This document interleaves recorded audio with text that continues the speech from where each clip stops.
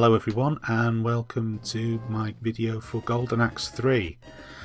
This was a bit of an anomaly in the Golden Axe series. There were other different type of Golden Axe games, but this was one that actually bore the mark of being a direct sequel to the arcade. Well, a sequel lineage from the arcade. It's obviously a sequel to Golden Axe 2, but it was changed up quite a bit. The whole look and feel of this game is quite a dramatic departure from the first two games. It's like Sega went away and thought, well, rather than just simply rehash what we've done already, we're actually going to change it up and make quite a different feeling game. And they've done a really good job with it.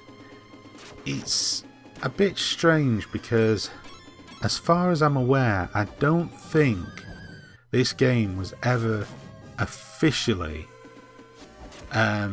released in the UK.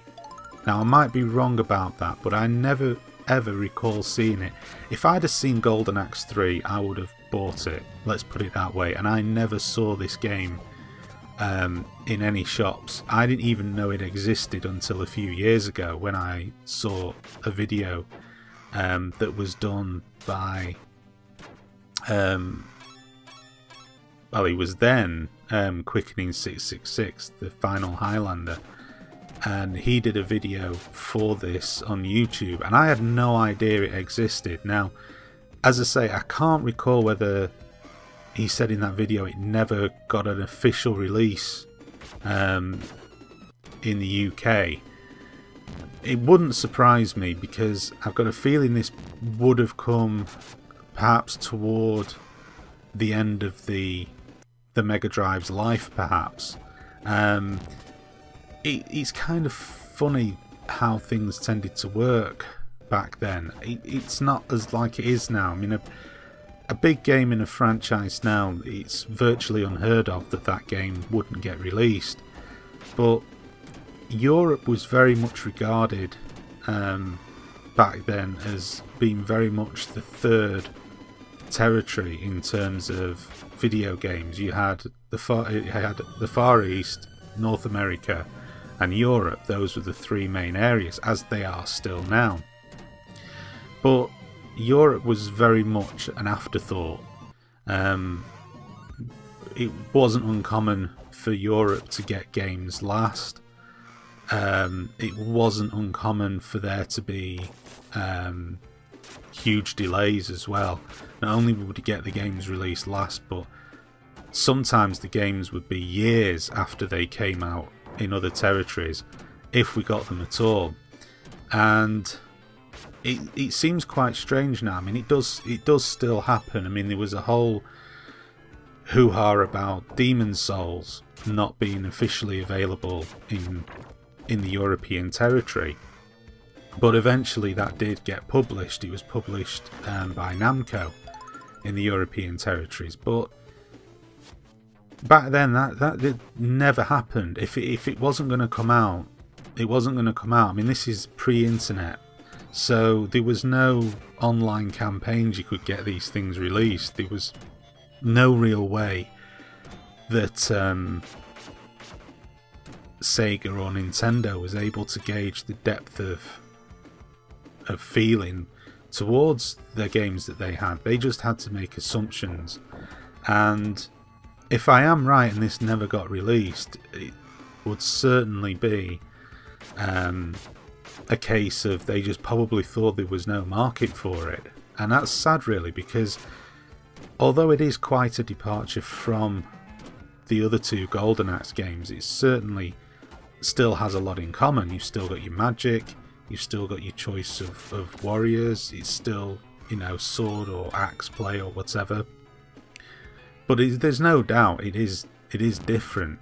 It's like one of those scenarios. It's different but the same. It sounds almost contradictory and stupid to say, but that is very much the case. It is different, and it probably, as daft as it might seem to say, it probably has more in common with Streets of Rage than it does Golden Axe. there's a lot, like, you know, there's a few more special moves and stuff like that. I don't know. It's hard to explain. It's just it plays at a lot slower rate. I don't know. I'm just rambling on. Other people probably saying it probably doesn't play anything like Streets of Rage at all, and you're probably right. But it's just the impression that I get when I play it. It doesn't have the same immediacy that the other Golden Axe games did, if that makes any sense at all. Graphically, it's fantastic. It's really nice to look at. The environments are very varied. The music's really good. I like the sound effects. You can go down different paths as well, which is a bit of a novel idea in a Golden Axe game. So you can select which pathway to go down. And yeah, it's really good. The bad guys are good, and as I say, there's a lot more variety as well. You've got more characters to choose from too. Now I understand this guy wasn't referred to as Axe Battler, although he actually is supposed to be. I don't know, he's supposed to be Axe Battler, but he's kind of not. Again, that makes no sense. You should be used to that by now with these videos, that some of the things I say don't make any sense, and I don't even pretend that they make any sense at all. So yeah, it's interesting. It is a very, very good game. I'm absolutely certain now this did not come out in the UK. I think it came out. The reason why I'm a bit confused is I think it was released in America on the Sega channel, but I don't think it ever was released in the UK. Here's one of the different pathways that you can choose. Some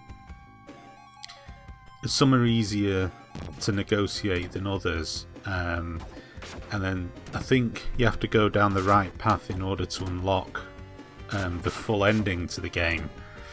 I think the thing which, just going back to when I was saying about how it reminded me a bit of more like Streets of Rage, I guess, than the other Golden Axe games, is there are more moves to do in this, and you can also block the enemy attacks as well.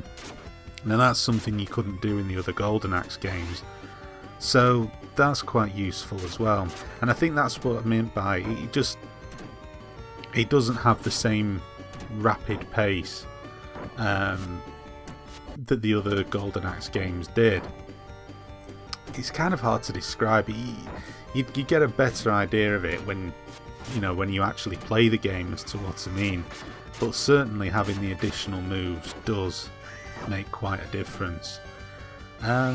So yeah, I don't really think there's a lot else to say about it. It's a good game, and it's a real shame that it didn't get a proper release.